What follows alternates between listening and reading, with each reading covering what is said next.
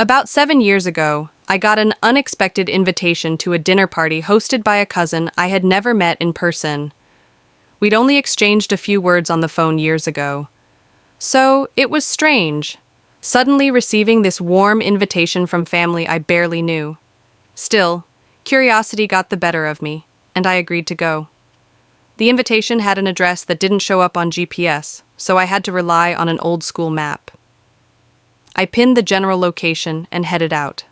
As I drove, I started noticing how far away from civilization I was getting.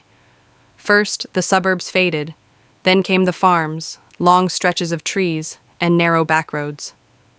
There were fewer and fewer signs of life. I started feeling a little uneasy. "Where the hell am I going?" I muttered.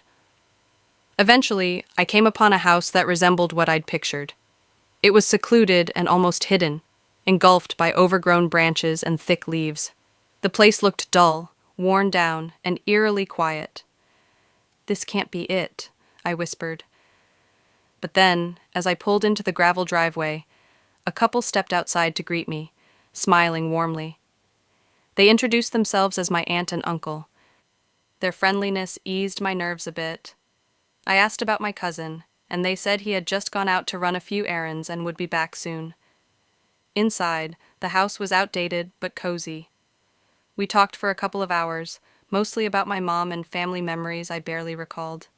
My aunt made a delicious homemade pot roast, which I devoured. Then we played a long, surprisingly competitive game of Uno. It was strange how quickly I felt comfortable, but it was getting late, and still, no cousin. I told them I needed to head home soon since I had work the next day. My GPS still wasn't functioning, so I asked them for directions back to the highway. That's when things shifted. They exchanged confused looks. "You're staying the night, right?" my aunt asked. I said no, explaining I had to leave early. They insisted, saying it wasn't safe to leave now. "It's better if you head out in the morning. Trust us. You'll get lost." Their insistence grew unsettling. They seemed almost desperate. I said I'd stay, just to calm them down. But the second they went to get bed sheets, I quietly grabbed my things, slipped out the door, and drove away fast. It took some wrong turns, but I eventually made it home around 11 p.m. I didn't want to wake my parents, so I climbed the fence and entered through the back door. The kitchen lights were on. My mom was waiting. "Where were you?" she asked.